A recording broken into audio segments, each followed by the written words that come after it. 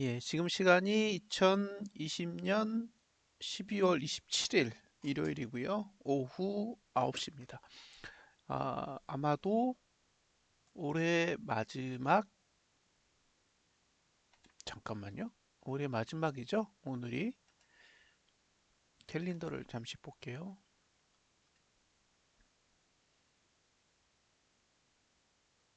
예, 오늘이 마지막이고, 다음 방송은 1월 3일이니까 내년이 되겠네요.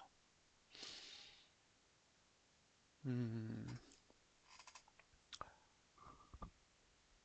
주말에 뭐 별 이슈는 없었던 것 같아요. 영국 그 브렉시트? 예, 브렉시트 관련해서 합의된 거 하고, 그다음에 오늘 4시쯤에 발표한 2.5단계 연장한다는 내용을 보면 뭐 특별한 내용은 없는 것으로 일단 보여지고요. 예, 코스피 먼저 보도록 하겠습니다.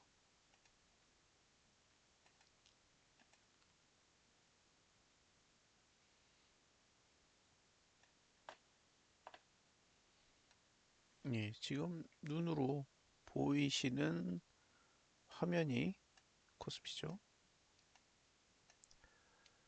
어, 이제 날짜가 얼마 안 남았으니까 현재로 볼게요.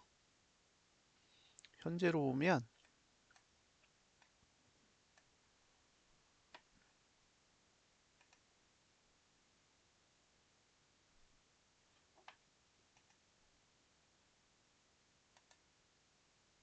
이렇게 떠 있어요. 여기가 T20이고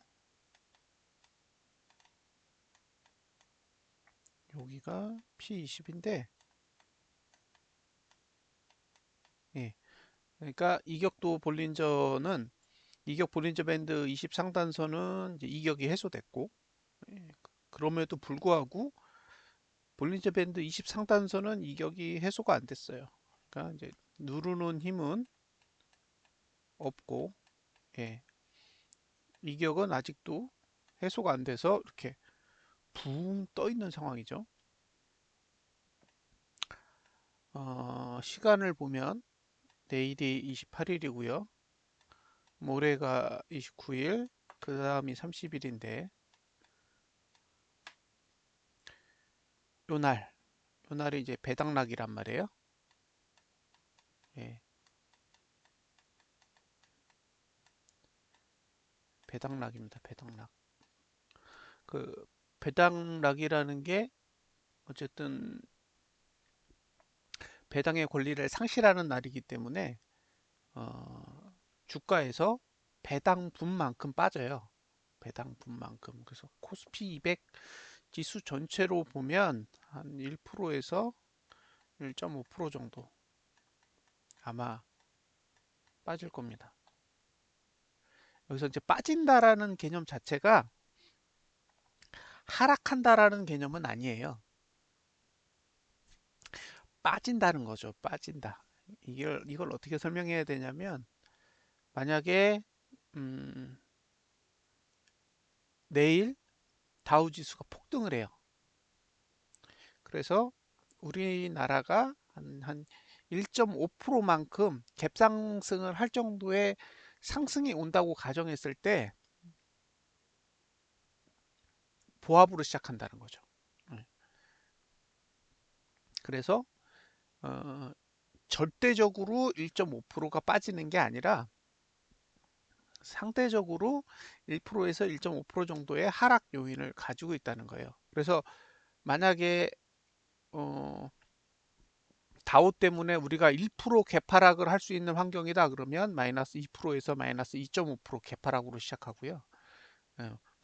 보합이면 1% 이상 빠지고, 그다음에 이제 1% 이상 상승할 수 있는 상황이면 보합에서 0.5% 정도, 그 사이에서 시작하게 돼요. 그러니까 시작을 그렇게 하게 되는 거죠. 그리고 이제 시작을 하고 나서는 이제 자유롭게 움직이죠. 오르든지 내리든지. 딱 시가만 그렇게 영향을 받게 됩니다. 지금 있는 요 상단선이 요 저가에 붙으려면 지수는 400까지 올라가야 돼요. 그러면 지금 79밖에 안 되는데 3일 동안에 20포인트가 올라야 된다는 거거든요. 그래서 이거는 물리적으로 어렵지 않나. 예. 지금 상태에서 보면 20포인트를 3일 동안에 올린다라는 거는 조금 부담스러울 것 같아요.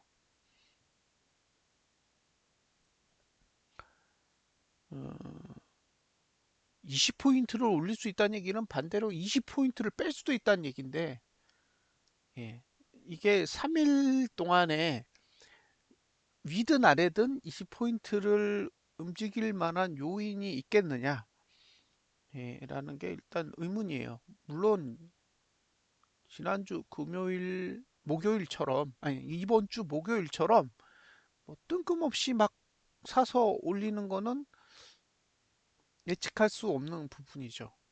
그러니까 뭐 해외에서도 전혀 그런 신호가 없고 아시아 시장 전체로 봤을 때도 전혀 신호가 없는데 혼자 수천억씩 매수를 해가지고 7포인트, 8포인트 끌어올리는 거는 그런 건 예측이 안 되는 거죠. 다만 지금 상태에서 이격을 해소하려면 위로 막 끌어올리는 수밖에 없는 거예요. 예. 그래서 다른 나라가 움직이는 방식으로 움직이면 현재의 차트가 처한 구조를 해결하기가 어려운 거죠. 그래서 지금은 애매해졌어요. 차라리 아래 꼬리를 좀 만들고 갔다면 지금 상태에서 이격이 해소가 됐을 텐데 초반부터 아래 꼬리를 전혀 만들지 않고 위로만 당겼기 때문에 지금은 이격도 해소가 안 되고 그렇다고 누르는 힘도 없고 남은 시간은 3일밖에 없어서 예, 오리무중이에요. 오리무중. 자, 이제 다음 달을 한번 보겠습니다. 다음 달로 가면 이런 식으로 되죠. 그러면 상단선은 여기에 있어요. 1번. 예. 그러니까 상단선이 있는 자리가 그러니까 상단선의 위치를 보면 거의 한 400 정도죠. 예. 예. 이 정도. 그러니까 만약에 이대로 마무리를 하게 된다. 그러면 400까지도 예, 올릴 수 있는 일단 공간은 확보가 됐다는 거예요. 공간은. 반대로 여기 여기가 이 볼린저 밴드 20 상단이에요. 어, 제가 이 화면하고 비슷한 화면을 하나 보여드릴 테니까 한번 참고 삼아서 보세요. 잠깐만 기다리세요. 똑같은 화면을 하나 찾아서 예, 여러분에게 보여드리겠습니다. 그러니까 이제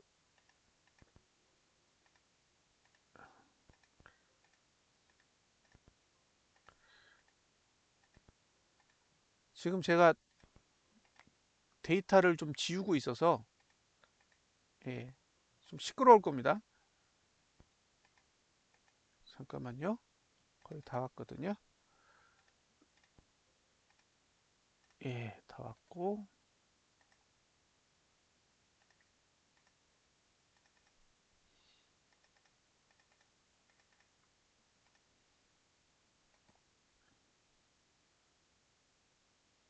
잠깐만 기다려 주세요.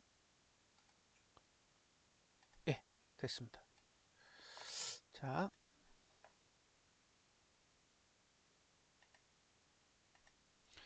비슷한 화면을 같이 보자고요. 예, 요 화면과 요 화면을 같이 보시면 됩니다.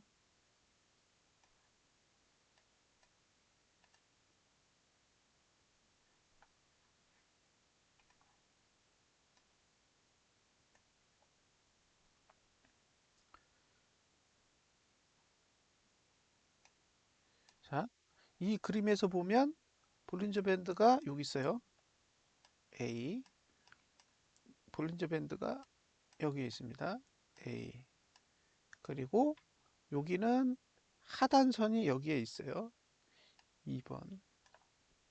여기는 상단선이 여기에 있습니다. 1번. 자, 이게 4월이에요. 4월. 이건 4월이고 이건 내년 1월이죠. 여기 볼린저 밴드를 나갔죠. 아래로. 여기는 위로 나갔어요. 예. 여기는 아래로 요만큼 나가세요. 요만큼. 요만큼 나갔습니다. 여기는 위로 이만큼을 나간 거예요.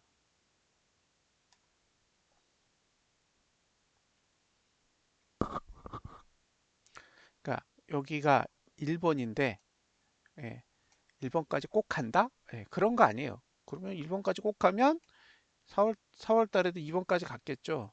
근데 4월 달에 2번까지 가지 않았어요. 그냥 올랐지. 예. 그러니까 공간이 생겼다는 얘기지 그 자리를 반드시 간다 이런 의미는 아닙니다. 그래서 공간이 생겼어요. 공간이 생겼기 때문에 일단 여기서도 내려도 할 말 없는 거고 예, 여기서도 올라도 할 말 없어요. 그런데 문제는 뭐냐면 이렇게 벗어나면 되돌림이 올 가능성도 있는 거예요. 되돌림이 오면 여기까지 오는데 이 위치가 얼마냐? 한 260선 돼요. 예, 260 아니 360선 플러스 정도 되겠죠. 근데 이제 1월 달이 가지고 있는 의미가 있는데 보세요. 이렇게 보면 저가가 상승하는 구간이 이렇게 두 자리예요. 여기는 저가 투자 심리도가 상승할 수 있는 구간이에요. 예. 그러니까 1월 달까지, 다음 달까지는 저가 투자 심리도가 하락할 수 있는 방법이 없어요. 하락을 하는 게 아니라 횡보까지만 가능해요. 하락은 안 돼요. 근데 여기 2월 달부터는 하락할 수 있어요. 2월. 예, 2월 달부터는 하락할 수 있는데 만약에 하락을 하게 된다면 여기서 만약이에요. 하락한다가 아니라 예, 만약입니다. 예, if.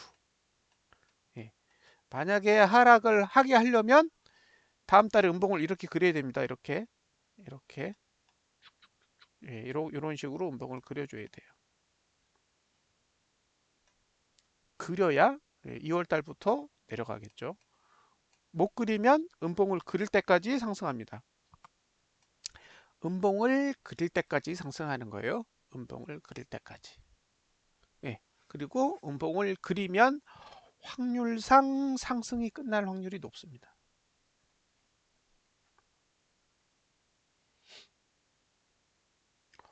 확률상. 그래서 양봉을 계속 그리면 계속 가는 거예요. 예. 음봉을 그려줘야 끝이 납니다. 예. 사례를 보겠습니다.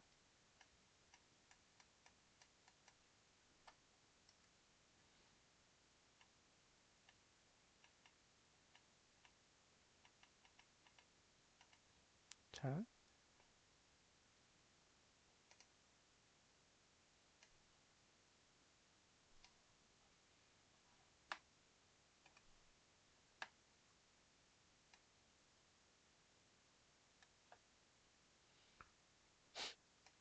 예. 이렇게 양봉으로 쭉 상승하다가 예. 음봉이 하나 떠야 돼요. 이런 음봉이 필요해요. 하락하려면. 예. 요게 A. 예. 요걸 그리고 그 다음에 저가를 깨면 하락이 시작되는 거죠. 예. 그래서 요런 봉을 찾는 거예요. 지금 이 봉을 기다리고 있습니다. 이 봉을 기다리는데 한번 줬죠. 여기 하나가 나왔어요.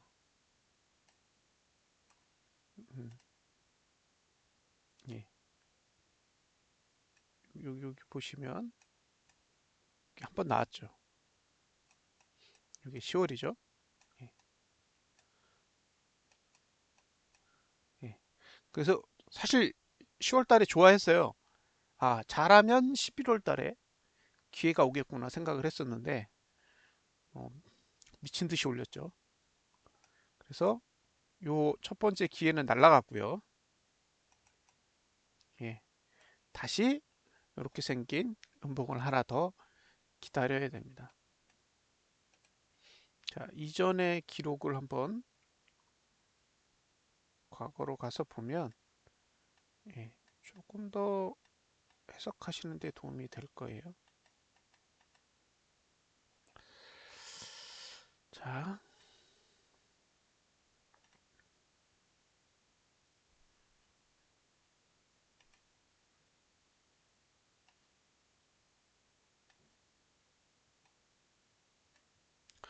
이렇게 쭉 상승했어요. 지금 상승처럼. 그리고 이렇게 음봉을 하나 그렸죠. 이게 10월이라고 한번 생각해 보세요. 10월. 예. 근데 11월 돼서 양봉으로 돌렸죠. 11월. 예. 그리고 올라요. 그러면 이렇게 음봉이 하나 나오면, 예. 음봉이 하나 나오고 그 음봉의 저가를 깨면 예, 끝나는 거예요. 음봉이 나오면 당연히 음봉의 저가를 깨기가 쉽겠죠. 예. 그래서 이렇게 갔다가 음봉 나와서 저가를 깨면 이제 그 뒤부터 하락이 나오게 되는 거죠. 그래서 실제로 그 뒤에 하락은 이제 여러분들이 잘 알고 계시는 이런 하락이 나오는데 그 10월 달에 음봉이 이거라고 하면 그죠? 11월에 이게 나오는 게 아니라 이렇게 음봉으로 같이 이렇게 이런 식으로 죽었어야 돼요. 이렇게 요 자리가 요 자리에 나와야 되는 봉인데 이거를 이렇게 끌어올렸으니 지금 상태에서는 다시 죽을 때까지 기다려야 돼요. 언제 죽을지 모릅니다. 음, 죽을 때까지 기다려야죠. 근데 사실 이때의 흐름도 사실 볼린저 밴드 20을 나가질 않았는데 지금은 뭐 완전히 나가 있어요. 그러니까 이게 상승으로 따라갈 수도 없고 그렇다고 내리지도 않고 진퇴양난인 거죠. 자, 올봉은 이렇게 생겼습니다. 주봉으로 갈게요. 주봉은 모르겠어요. 음, 주봉은 거의 뭐 에라 모르겠다 그런 분위기입니다.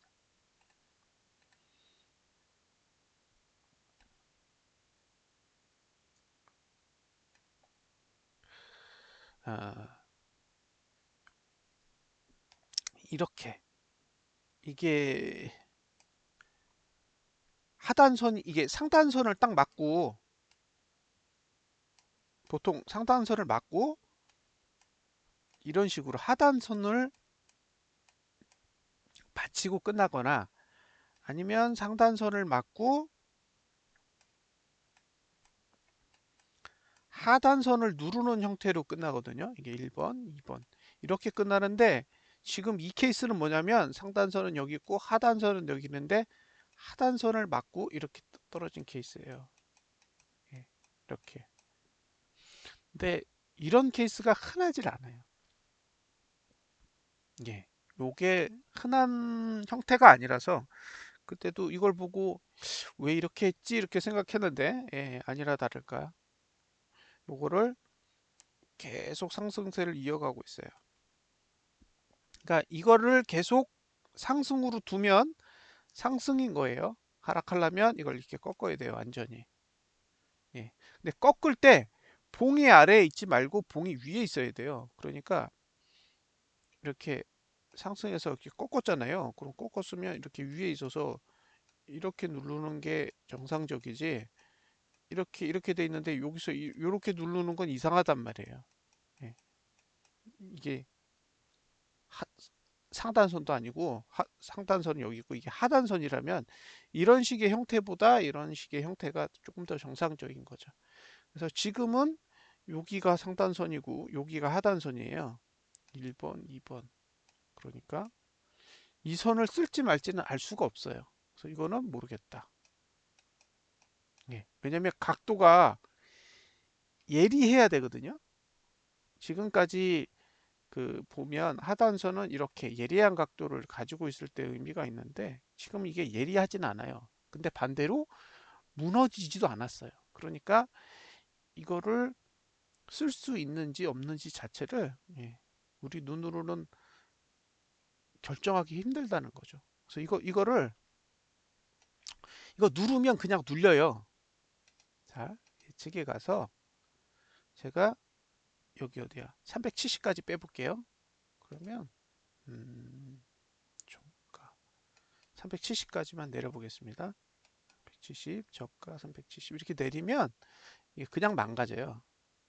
보이시죠? 예, 이렇게 망가집니다. 이게 강한 선이 아니에요. 우리가 그 지난주에 내렸을 때는 사실 하단선이 안 꺾였어요. 봉만 내려왔지. 그런데 지금은 이게 이미 다 망가진 상태이기 때문에 이렇게 누르면 눌러져요. 근데 더 웃긴 건 이거 올리면 또 살아나요. 네, 올리면 또 살아납니다. 만약에 제가 385까지 올려볼게요. 그러면 또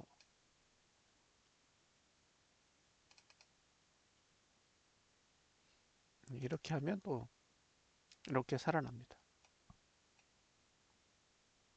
그래서 이런 형태는 귀에 걸면 귀걸이고 코에 걸면 코걸이가 됩니다. 그래서 주봉은 마땅하게 해석하는 방법이 없다. 돈에 따라 봉이 움직일 거고 봉이 움직이는 거에 따라 그냥 지표도 따라갈 거기 때문에 예, 대응하기 어렵다라고 보여지고요.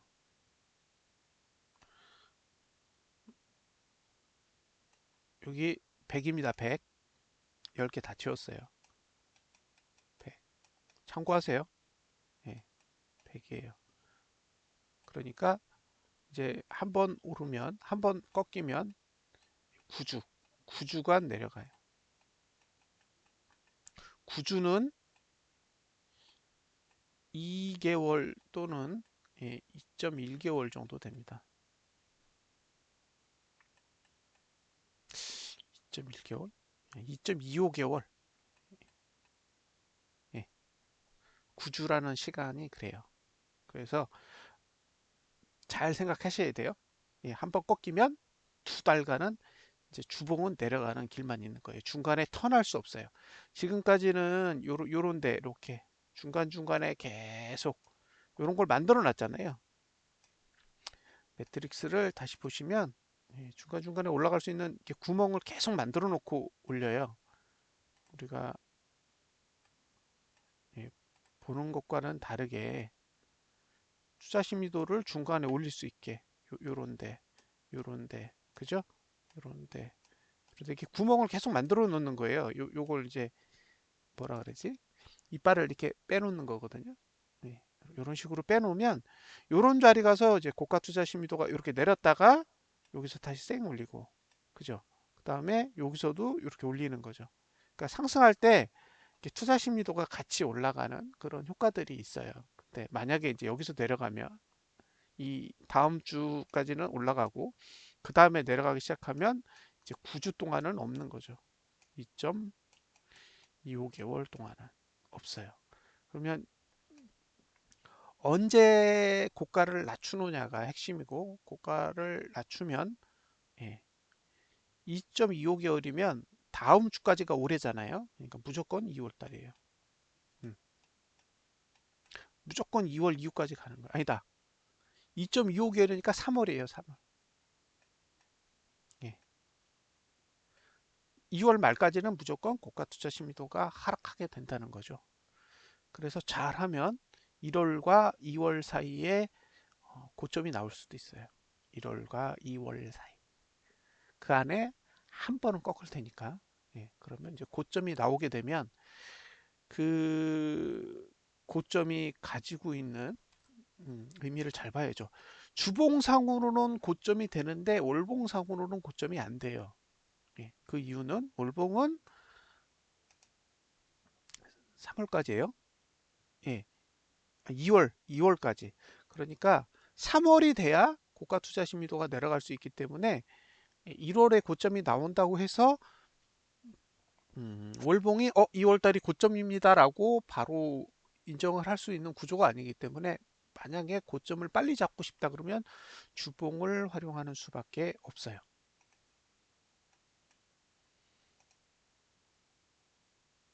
됐죠? 그러면 주봉까지는 이제 설명을 드렸고요.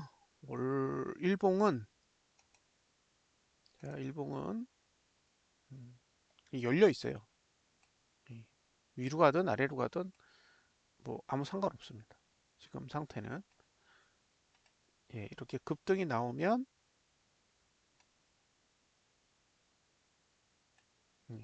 위도 열리고 아래도 여기까지 이렇게 열려 있어요.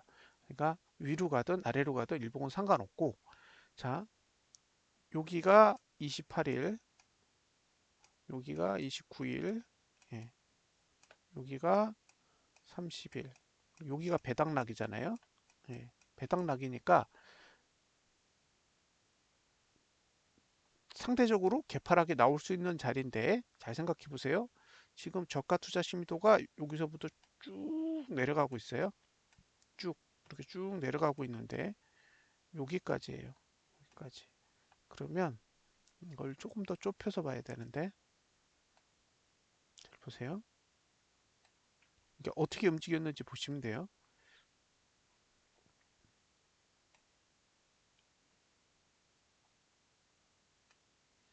자, 여기를 기준으로 저가 투자 심도가 제일 높아요. 그게 이봉입니다. 이봉. 이봉인데 지금까지 저가 중에 가장 낮은 봉이 이봉인가 이봉인가 그럴 거예요. 둘 중에 하나. 근데 계속 낮아졌잖아요. 그래서 이 둘 중에 하나를 깨는 봉이 나오는 거죠. 자, 이 봉이 깼죠. 그쵸? 이 봉이 깨면서 이제 최저가 모드를 완성했어요. 이 봉은 사실 최저가 모드가 아니죠. 이 봉이 완성을 한 거예요. 그러니까 이때 나온 하락이 어쨌든 최저가를 완성하는 형태예요. 그런데 문제는 여기까지예요. 여기까지. 여기까지이기 때문에 만약에 저가를 깨는 봉이 나오면 다시 여기까지 바라볼 수 있어요. 1번까지. 만약에 내일 내리면 저는 매수하지 않는 편이 좋다고 생각해요. 내일 내리면 만약에 이렇게 내렸다. 이렇게 마감을 하면 이거는 매수할 봉은 아닙니다. 매수할 봉이 아니에요. 내일은 하락하면 안 돼요. 내일 하락하면 그 다음날 1.5%, 1%에서 1.5% 사이에 하락이 와야 되잖아요. 다우가 상승을 안 해주면 1%에서 1.5%니까 3.8 기준으로 따졌을 때 1%면 3.8이고요. 그 다음에 1.5%면 여기다가 1.9를 더해야 되니까 그쵸 7 5.7%가 빠진단 말이에요. 5.7%가 시가로 빠진다고요. 그렇게 감안해서 보시면 이게 여기서 5.7%가 빠지면 이만큼 빠진다는 거죠. 그러면 여기가 타겟이에요. 여기가. 이제 뭐가 중요하냐? 아, 지금은 일봉을 그리는 게 아니라 주봉을 그리고 있단 말이에요. 주봉이 일봉의 최저가가 지난주 저가 364죠. 근데 만약에 여기를 깬다? 여기를 깨면 주봉 망가지죠. 만약에 다음 주에 364를 깨고 무너지는 봉을 그려보면 그러면 이건 끝이에요. 자, 364, 364 이렇게 마감하면 망가져요. 이렇게 망가집니다. 그러니까 내일 하락하면 담으면 안 돼요. 내일 하락하면.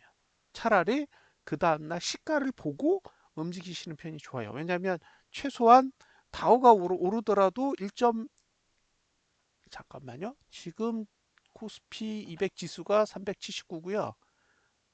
선물이 374니까 5포. 5포는 뺀다는 얘기예요. 5포. 5포 내리면 답이 없어요. 그래서 매수하실 거면 화요일. 예. 아, 정말 매수하고 싶다 그러면 화요일 날 하시는 게 맞아요. 예. 월요일 날 하면 일단 배당은 받으실 거잖아요. 그러니까 내일 매수를 하신다는 거는 배당을 받겠다는 건데 배당을 받는 폭만큼 화요일 날 뺀단 말이에요. 예. 그러니까 그게 그거예요.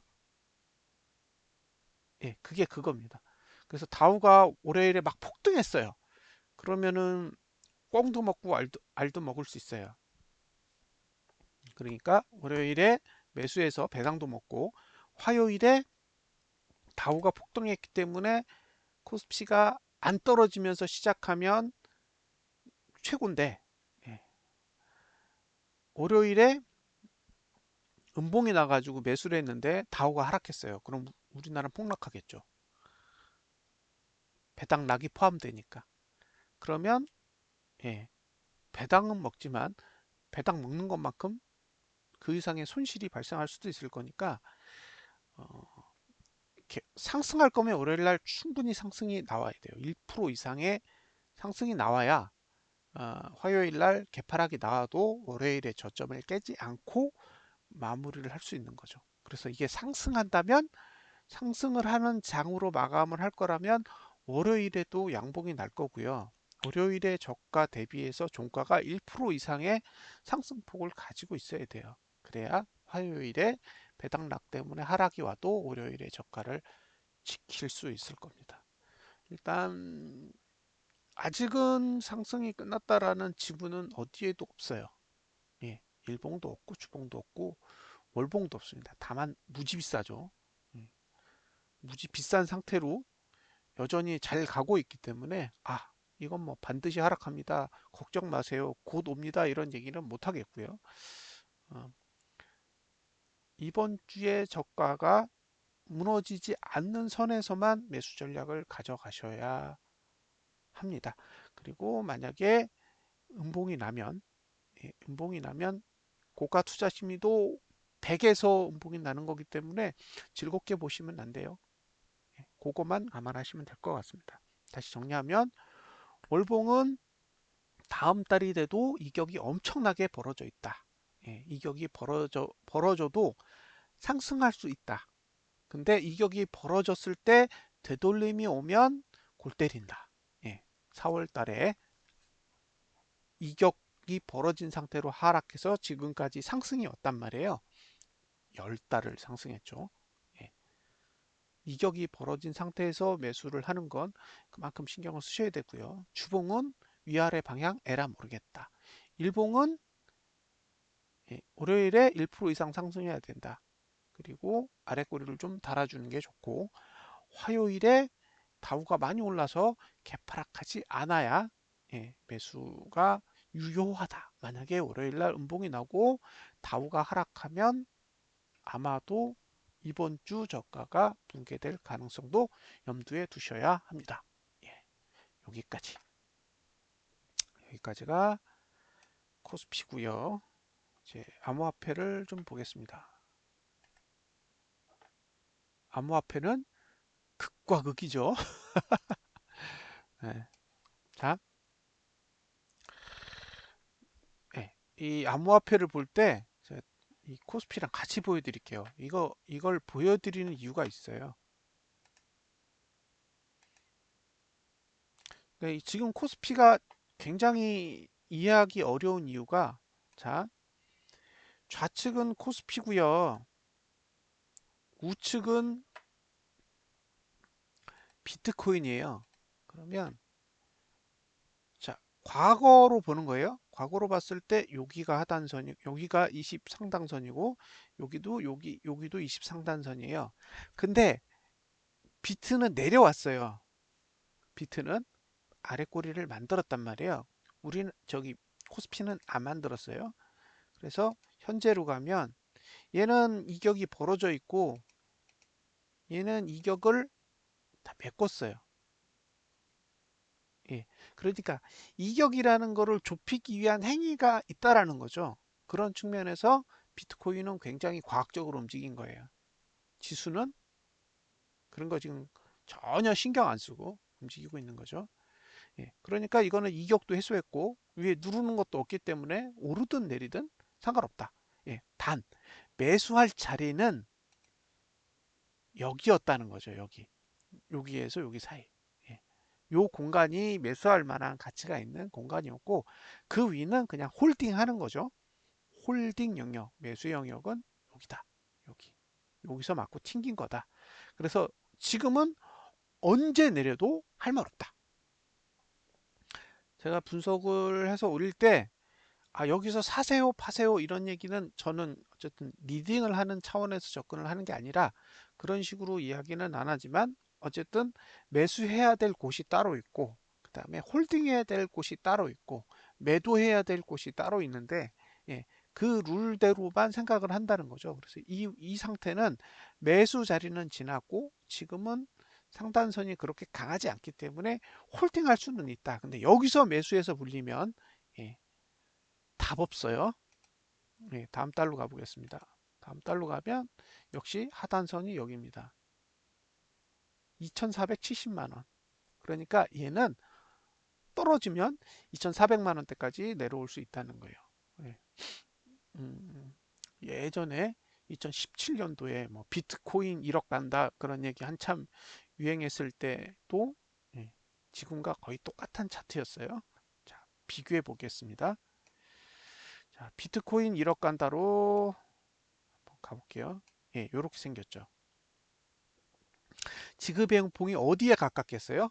예, 여기에 가깝습니다. 요 봉. 지금 봉이 2017년도 12월 봉과 예, 똑같아요. 지금도 12월이잖아요. 예, 똑같은 봉을 그리고 있습니다. 위치가 거의 판박이에요. 보세요. 그쵸? 자, 작은 장대, 큰 장대, 더 큰 장대. 맞죠? 예. 작은 장대, 큰 장대, 더 큰 장대 이렇게 나갔단 말이에요. 그러니까 지금이 2017년도 12월과 완전히 판박인 거죠. 음, 저는 더 오를 것 같아요. 더. 얼마까지? 여기까지. 한 3,600만 원? 예, 여기까지 갈 것 같아요. 예, 그래서 3,600만 원대 이상까지 갔다가 쏟아지면 끝이에요. 예, 3,600만 원대까지 올라갔다가 쭉 내려와서 2,400만 원까지 빠졌다. 어, 그러면 2018년도 1월이랑 똑같죠. 이렇게 쭉 올랐다가 팍 빼면 예, 그대로 끝나는 겁니다. 그러면 또 이제 긴 또 겨울이 오는 거죠. 그렇게 할 것 같아요. 느낌상 그렇게 할 것 같습니다. 그래서 올라가면 내가 팔아야 될 시점을 한번 고민해 봐야겠다 생각을 하실 필요가 있을 것 같고요. 따라가시면 작살 날 수도 있습니다. 참고하세요. 여기서 올라가려면 먼저 내려가야 돼. 이번 달처럼. 이게 올라갈 거다 그러면 2,400만 원대까지 꼬라 박아야 돼요. 그리고 쫙 끌어올리면 더 가겠다는 얘기예요. 그러니까 지금 상태에서 2,400만 원대까지의 조정이 온 뒤에 다시 쫙 감아 올리면 이거 길게 갈 건가 보다 이렇게 생각하시면 될 것 같고요. 반대로 그냥 이 상태에서 막 3,600만 원대까지 바로 다이렉트로 올라가요. 그러면 이거 조심해야지 라는 생각을 하셔야 돼요. 매수를 하시더라도 짧게 짧게 가셔야 돼요. 어느 순간 한번 확 내려 꽂으면 예, 못 빠져나가요. 예, 2018년도 1월 달에 물리신 분들이 어떤 고생을 하셨는지 감안하시고 차트를 보시면 좋겠습니다.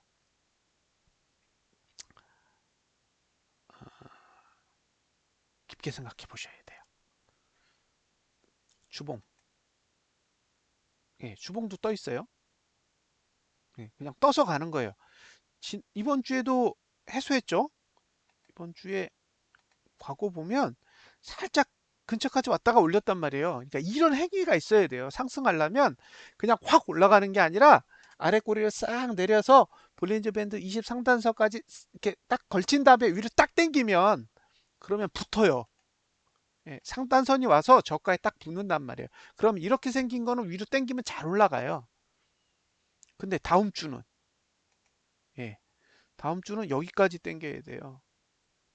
2,797만 원이니까 2,800만 원대까지 당겨야 되거든요. 예.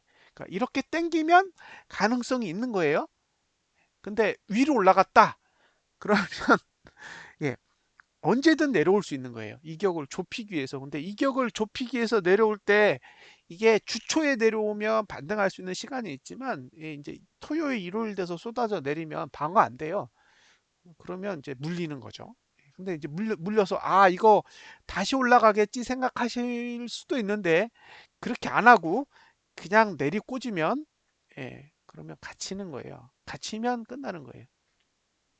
중요한 건 돈을 버시는 게 제일 중요하잖아요. 근데 돈을 버는 게 이게 내가 가지고 있는 단가가 잘 보호되는 상태에서 돈이 벌리는 게 중요한 거지. 돈이 벌린다고 해서 무조건 들어갔다가 물리면 예, 1년이고 2년이고 내 가격이 안 와서 아무것도 못하는 일이 발생하시니까요. 이제부터는 조금 더 신중하게 보셔야 됩니다. 음, 조심스럽게 보셔야 돼요. 일봉은 저가 깨지면 안 됩니다. 매일매일 저가를 깨면 안 돼요. 저가를 딱 깨면 아까 얘기했듯이 이격을 해소하는 데까지 떨어진다고 보시면 돼요. 일봉이 올라갈 거면 오늘 저가를 깨지 않고 내일 가야죠. 예, 이게 정석이에요. 근데 오늘 저가를 내일 깼다.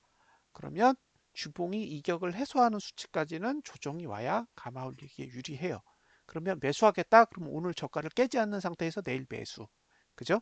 오늘 저가를 깰 것 같다. 그러면 주봉의 이격이 해소되는 지점까지 조정이 온 다음에 매수. 예, 이 정도까지만 예, 판단을 하실 수 있습니다.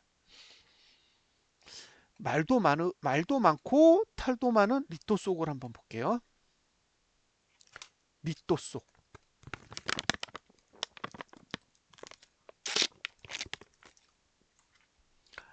악재가 있었죠. 음, 어,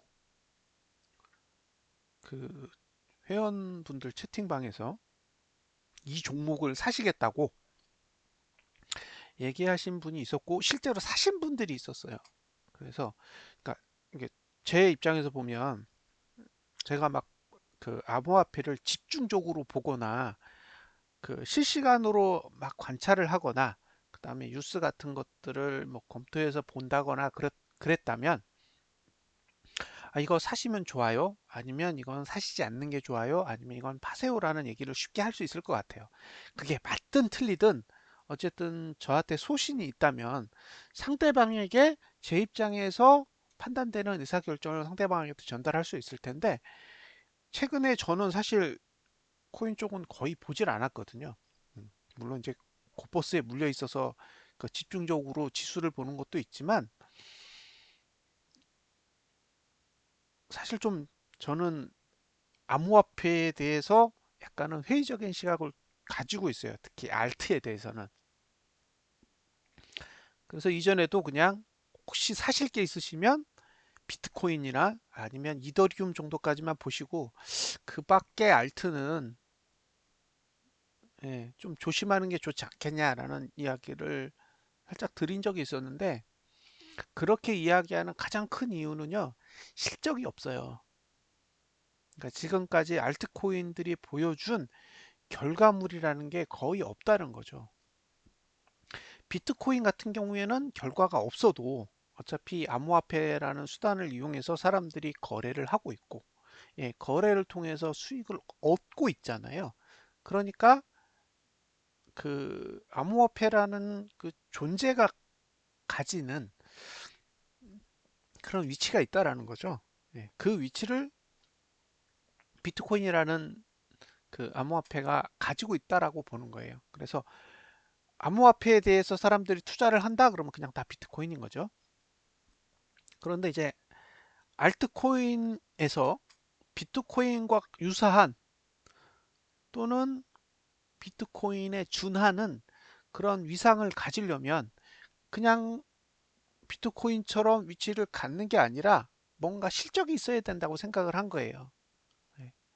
자, 비트코인은 하나지만 알트코인은 뭐 수백 개잖아요. 제가 예전에 무슨 그 종류를 다 보여준 데 가니까 2,000개가 넘었었단 말이에요. 제가 예전에 확인했을 때만 해도 한 2,200개 정도가 있었어요. 그러면 그 중에 어떤 게 좋은 걸까요? 그걸 어떻게 구분해내요? 백서만 보고 구분한다 그랬어요. 그때 제가 암호화폐 하시는 분들한테 이 코인을 어떻게 다 구분을 해요? 그랬더니 백서에 나와 있다는 거예요. 근데 백서에 아무리 나와 있어도 사실 실적이 없는 거잖아요. 뭐가 이게 상용화되고 어딘가에서 쓰이고 뭔가 있어야 이게 가치가 있는 건데 그런 상용화된 실적이 2017년도 이후에도 거의 없어요. 그러면 어떤 게 진짜인지 예, 판별하기가 우리 입장에선 어려운 거죠. 물론 이제 메이저라고 할 수 있는 주체들이야 자기네들이 많은 양의 코인을 보유하고 있고 시장의 정보를 유통시키고 해서 그런 시세들을 조종할 수 있겠지만 예, 우리 같은 사람의 입장에서는 그런 걸 판별할 수 있는 능력이 없거든요. 그럼 이게 뭐가 좋은 코인이고 뭐가 나쁜 코인인지 어, 어떻게 개인적으로 판단할 수 있는 기준이 애매한 거예요. 예. 그래서 그 순간 이제 생각을 한 거죠. 아, 나는 내가 알지도 못하면서 분석을 하는 거다라고 생각했어요. 예. 비트코인은 어차피 돈이 제대로 다 도니까 예. 그냥 이거는 분석 자료를 만들어서 올려도 크게 욕먹을 일은 없겠다. 근데 알트 쪽으로 넘어가면 이게 왜 오르는지 왜 떨어지는지 도저히 예, 캐치할 수가 없는 거죠. 그래서 지금도 저는 알트에 대해서는 분석을 하지만 에, 그게 정말 이걸 활용해서 투자하시는 분들에게 도움이 될까? 하는 그 질문에는 쉽게 답변할 수 없어요. 차라리 코스피 쪽은 물려 있어도 계속 정보를 제공할 수 있어요. 왜? 걔네들은 데이터를 계속 주기 때문에 내가 분석을 설사 잘못했더라도 분석을 잘못했다라는 정보까지도 걔네들이 주는 거예요. 주니까 아 내가 분석을 잘못했어. 그러면 제 입장에서 정보를 다시 제공할 때 아 제가 지금까지 했던 분석 중에 이러이러한 부분들의 결함이 있었어요. 그래서 앞으로 이러이러한 일들에 영향을 미칠 수 있습니다라고 그냥 편안하게 얘기할 수 있는 거죠. 물론 뭐 뒤로 욕을 먹을 수도 있고 예, 또 화가 나서 막 나쁜 이야기를 분출하실 수도 있는데 그와 별개로 어쨌든 저는 제가 생각하는 걸 계속 가공해서 전달할 수 있는 그런 소스가 있는데 반해 이 알트 쪽은 도저히 그게 불가능하다고 느껴져요. 예, 저는 적어도 그렇습니다. 그래서 예, 분석 자료를 제공하면서도 사실 뜨끔뜨끔해요. 자, 네, 리플에서 악재가 하나 떴는데, 그렇죠? 코인이 아니다. 암호화폐가 아니다. 이거는 증권이다. 이렇게 했죠.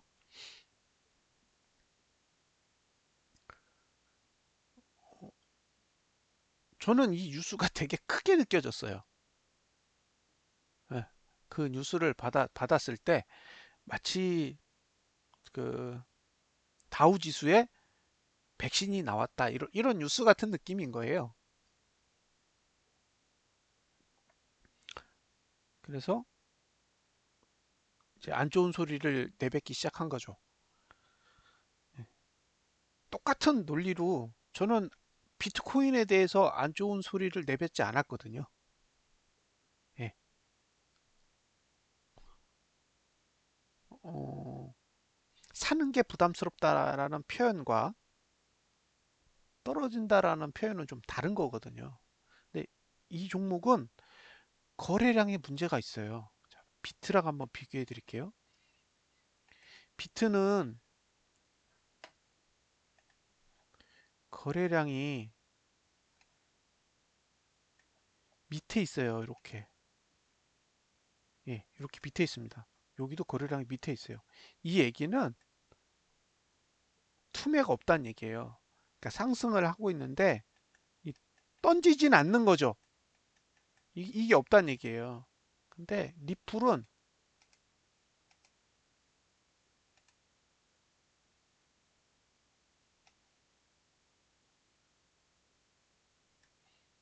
던져요. 메뉴에 있어요. 던진다는 거죠. 네, 이렇게 던지고 있는 거예요. 그 던지면 여기가 막히는 거예요. 여기 이렇게 이 라인이 막히는 거예요. 근데 이걸 뚫고 갔단 말이에요. 그래서 지난달 오를 때 굉장히 이상하게 생각한 거죠.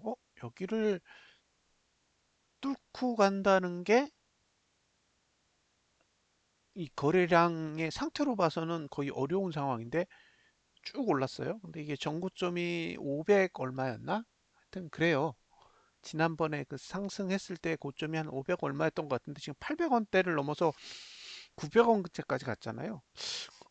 근데 이렇게 오를 수 있는 환경이었나? 라는 생각을 잠시 한 거죠. 예. 그러니까 예를 들면 그 이더리움이 오르는 속도, 비트코인이 오르는 속도로 봤을 때 리플이 그렇게 오를 만한 호재가 있었나라는 생각을 한 거예요. 그러니까 이게 차트로는 해석이 안 되니까. 근데 그런 뉴스도 없었단 말이에요. 그냥 오른 거지. 그래서 그냥 제 입장에선 이건 과해요. 예, 이건 과합니다. 라고 표현을 한 거죠. 이렇게 표현하는 이유는 단순해요. 과하다고 해서 꼭 떨어지는 건 아니란 말이에요. 그런데 과하다고 표현을 했는데 올라버리면 오해를 하세요. 오해. 아, 너 때문에 더 먹을 수 있었는데 나 팔았어. 아, 기분 나빠. 이럴 수 있단 말이에요. 그러니까 언어적으로 표현할 때는 음, 매수하기에는 꽤나 까다로운 존재다. 라는 식으로 표현을 할 수밖에 없는 거예요. 왜냐하면 매도에 관여하면 안 되니까. 파시든지 마시든지 그건 본인의 자유고 이거를 매수해서 들고 있기에는 꽤나 위험해 보여. 라는 표현을 던져야 되니까 과하다라는 표현을 하는 거죠. 결국에 그 다음 주가 그 다음 달이 됐을 때 예, 전고점 못 놓고 쏟아졌죠. 지금 여기 있어요. 그리고 지난달에 저가를 깼습니다. 이게 꽤 커요. 지난달에 저가를 깨는 행위는 어, 하락의 의지를 담는 거예요. 그러니까 이게 내려도 내려도 지난봉, 전봉의 저가를 깨지 않는 게 중요해요. 그건 아직 의지가 살아있는 거거든요. 자, 비트코인에서 주봉을 보시면 이렇게 저가를 지키고 가죠. 일봉에서 보면 이렇게 지키고 이렇게 올라가요. 지키고 예.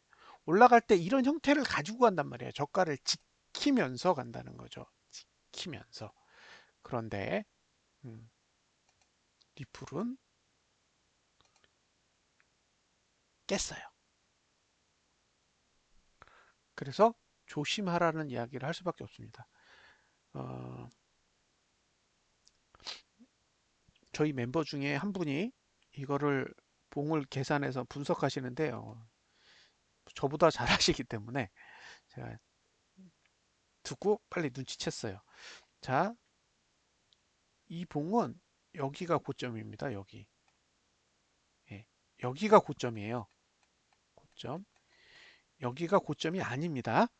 예, 여기가 고점이에요. 여기가 고점이기 때문에 이걸 중심으로 따라가면 얘가 제일 낮아요. 예, 여기. 여기 있는 고가가 제일 낮은데 얘가 얘보다 낮은 봉이에요. 요게 1번이고 요게 2번이면 2번의 고가가 1번의 고가보다 낮아야 되는 그런 구조예요. 구조가 그렇다는 거예요. 그러면 다음 봉에서 요 다음 봉에서 요 봉의 고가보다 낮은 봉을 그릴 가능성이 있어요. 근데 요 봉의 고가가 얼마냐? 301원입니다. 301원. 그래서 혹시 매수를 하시고 싶으면 301원보다 낮아야 돼요. 매수가는. 사시고 싶다면 매수가는 301원보다 낮아야 됩니다. 그래야 301원까지 왔을 때 예, 팔아도 손실이 없겠죠. 매수가는 301원 이하여야 한다. 이하이어야 한다. 예. 제가 드릴 수 있는 말은 이게 전부예요. 301원보다 낮은 가격. 꼭 나는 사고 싶어. 그러면 301원보다 낮은 가격에서 노려보셔야 됩니다. 360원에 사신 분도 있고, 얼마에 370원대 사신 분도 있는데 다 터졌어요. 예, 제가 징징대서 잘 터졌고, 혹시 매수를 하고 싶다 그러면 이번 달을 기준으로 301원 이하에서만 접근하실 수 있습니다. 혹시 사보시고 싶다면 다음 달에는 매수가가 없어요. 이번 달에만 있습니다. 이번 달에만 있어요. 다음 달에 매수가가 없죠. 여기까지 내릴 수 있다는 얘기거든요. 얼마냐면 162원. 지금 보이는 가격은 162원까지 보여요. 만약에 다음 달에 매수를 하시겠다 그러면 이번 달 저가를 깨지 않는 조건에서만 매수를 하실 수 있고요. 깨지면 160원대 밑에까지도 보셔야 됩니다. 그래서 이번에 뜬 리플의 뉴스는 잘은 모르겠지만 악재로 작용할 가능성도 충분히 염두에 두시고 접근을 하셨으면 좋겠습니다.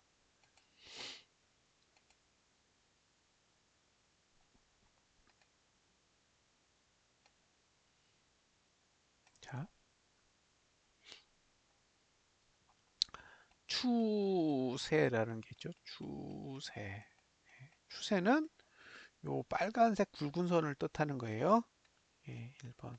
이 선을 추세선이라고 하고요. 이가 상승 추세선인데 여기서 이렇게 꺾였어요. 그죠?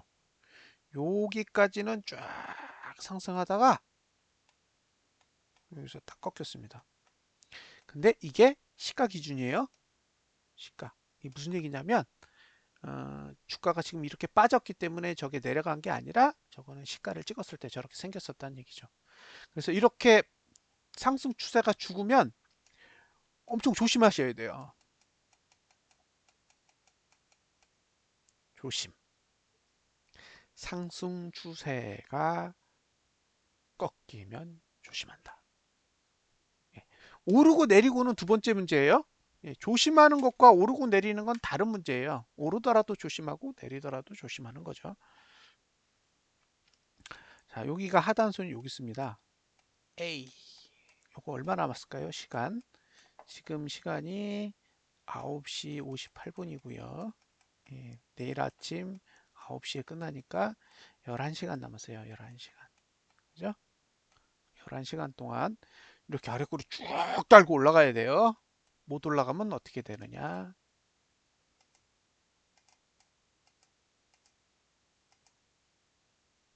죽습니다.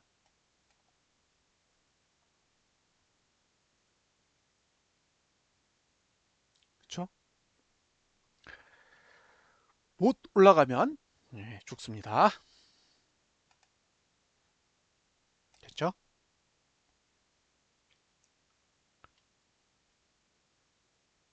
자, 비트코인은 홀딩의 여지가 있다라는 이야기를 하지만 리플은 조심하라는 얘기를 계속 하는 거예요. 예. 뭔가 다른 상황인 것 같아요.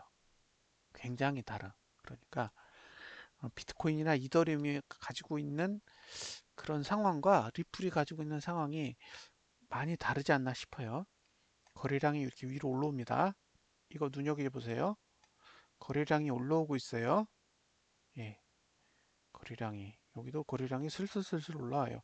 이 거래량이 올라오는 거 정말 조심하셔야 돼요. 예, 조심하셔야 됩니다. 이게 거래량이 올라오면 하단선까지 간다는 얘기예요. 하단선 100원에 있습니다. 100원. 예? 하단선 100원에 있어요. 그러니까 조심하셔야 돼요. 예. 자, 오늘 내일 아침 9시까지 반등이 안 나오면 주봉이 죽어요. 그런데 이번 주에 저가를 다시 깨면 그 다음 목표가는 100원 정도예요. 100원. 그러니까 리플은 웬만하면 손대시지 손대시지 않으셨으면 좋겠습니다. 손대시지 않으셨으면 좋겠고, 손을 대고 싶으면 이더리움 쪽이나 이런 쪽으로 좀 관심을 가져주세요. 비트코인도 너무 많이 올라서 비트코인으로 접근하는 것도 쉽지 않을 테니까 꼭 사고 싶다 그러면 이더리움이 어떨까 생각합니다. 이쪽 계열, 아, 이쪽 계열의 상품이 스텔라 루멘이 있죠. 스텔라 루멘이 있는데 뭐 별 차이 없어요. 같이 죽어가고 있어요. 예, 같이 죽어가고 있습니다. 그래서 이쪽 계열은 오르든 내리든 조심하자.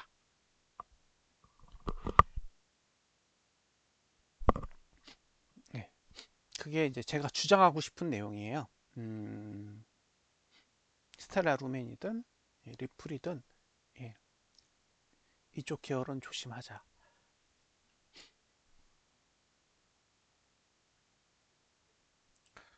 그리고 보면 이오스도 좀 타격을 입었을 것 같은데요. 예, 보시면 이오스도 뭐 거의 난장판이죠. 저가 깨지고. 예, 그러니까 알트들이 같이 다 두들겨 맞고 있는 거죠 지금. 예, 잘 두들겨 맞고 있습니다. 살만한 종목이 없어요. 알트에는. 그래서 웬만하면 지금 상태에서 암호화폐를 거래하시겠다고 생각하시면 이더리움 쪽으로 좀 관심을 가져보시는 게 어떨까 싶어요. 타격을 입는다고 해도 차라리 이더리움 쪽이 덜하지 않을까. 어, 이제 나이가 있으신 분들은 닷컴 버블을 겪어보셨잖아요. 2000년대 초반에 그 닷컴만 닷컴이라는 이름을 회사가 가지고 있으면 뭐 엄청나게 가치를 인정받았죠. 그 회사가 가치가 있든 말든 그냥 이름만 가지고 막 투자금이 들어오고 그러던 시절이 있었습니다. 그 시절을 지나면서 살아남은 회사들이 많지 않아요. 네. 네이버, 다음, NC 뭐 그래가지고 대표 회사들 몇 개만 넥슨 뭐 이런 회사들 제외하고는 거의 많은 회사들이 사라졌습니다. 그래서 암호화폐도 어쨌든 옥석을 가리게 되겠죠. 시간이 지나면서. 그래서 알트들은 상대적으로 성공할 확률이 낮을 거고, 예. 그래서 되도록이면 투자할 때 옥석을 좀 잘 가려보시는 게 어떨까 싶습니다. 예, 급등락을 잘하는 그런 암호화폐를 고르기보다는 정말로 신중하게 잘 파고드셔야 될 것 같아요. 근데 제 입장에서 어느 게 좋은 암호화폐다라고 선뜻 제가 골라서 이렇게 추천할 수 있는 능력이 없기 때문에 뭐라고 이야기는 할 수는 없지만 적어도 내가 사토시라고 했다는 이유로 급등하는 종목은 이게 지금 이게 SV잖아요. 예, 저는 이게 전혀 이해가 안 돼요. 예, 이런 종목이 과연 투자 가치가 있는 건지 의심스럽다는 거죠. 그래서